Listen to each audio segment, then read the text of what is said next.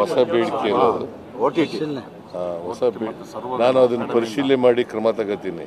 ಒಟ್ಟಿಗೆ ಕನ್ನಡ ಭಾಷೆಯ ಚಿತ್ರಗಳಿಗೆ ನಮ್ಮ ಸರ್ಕಾರ ಎಲ್ಲ ರೀತಿ ಪ್ರೋತ್ಸಾಹವನ್ನು ಕೊಡುತ್ತದೆ, ಎಲ್ಲ ರೀತಿಯ ಆರ್ಥಿಕ ಸಹಾಯವನ್ನು ಮಾಡ್ತದೆ. ಪ್ರತಿ ಸಿಎಂ ಅವರು ಬಂದಾಗಲೂ ಸಹ ಬಜೆಟ್ ಅಲೋಕೇಶನ್ ಆಗುತ್ತೆ, ಆದ್ರೆ ಇಲ್ಲಿವರೆಗೂ ಕನ್ನಡಕ್ಕೆ ಒಂದು ಫಿಲ್ಮ್ ಸಿಟಿ ಆಗಿಲ್ಲ ಅಂತಕ್ಕಂಥದ್ದು. ಅಂದ್ರೆ ವರ್ಷಕ್ಕೆ 250 300 ಸಿನಿಮಾಗಳನ್ನು ನಿರ್ಮಾಣ ಮಾಡುವಂತ ಚಿತ್ರರಂಗವಾಗಿ ನಮ್ಮ ಚಿತ್ರರಂಗ ಬೆಳೀತಾ ಇದೆ. ಫಿಲ್ಮ್ ಸಿಟಿಗೆ ಜಾಗ ಕೊಟ್ಟವರೇ ನಮ್ಮ ಸರ್ಕಾರ. ಮೈಸೂರಿನಲ್ಲಿ ಕಡ್ಕೊಳ್ಳೋದ ಇಮ್ಮಾವು ಇದೆಯಲ್ಲ, ಅಲ್ಲಿ 100 ಎಕರೆಗೂ ಹೆಚ್ಚು ಜಮೀನನ್ನು ಕೊಟ್ಟಿದ್ದೀವಿ.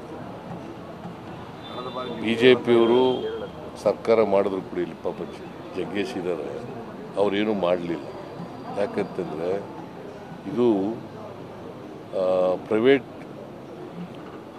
ಮತ್ತು PPP ಮಾಡೆಲಲ್ಲಿ ಮಾಡಬೇಕು ಅಂತ ಇರ್ತಕ್ಕಂಥದ್ದು. ಖಾಸಗಿಯವರು ಸರ್ಕಾರ ಎರಡೂ ಸೇರಿಸಿ ಮಾಡಬೇಕು ಅಂತಕ್ಕಂಥದ್ದು. ನಾವು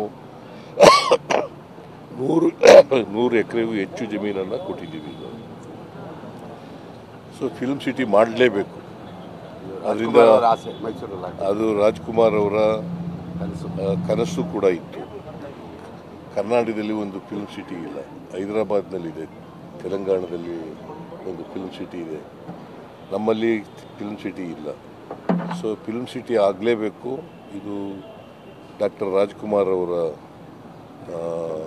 ಕನಸಾಗಿತ್ತು.